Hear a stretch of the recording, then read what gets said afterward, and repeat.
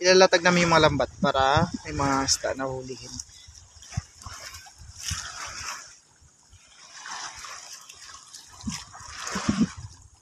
Malalim siya kagad di oh.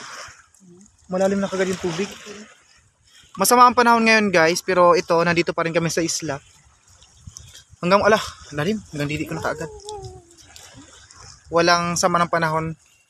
Basta, hindi actually malapit lang kami sa mainland, kaya okay lang din. Tsaka medyo malaking isla rin itong Kayabsab Beach na resort na to.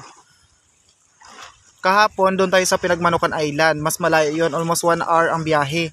Ngayon naman, parang 20 minutes lang no, Dam? 20 minutes lang biyahe natin galing sa mainland. Parang 20 minutes lang guys yung biyahe namin ngayon. Mas mas malapit lang talaga siya. Yan mga isla yan. Yan mga isla din.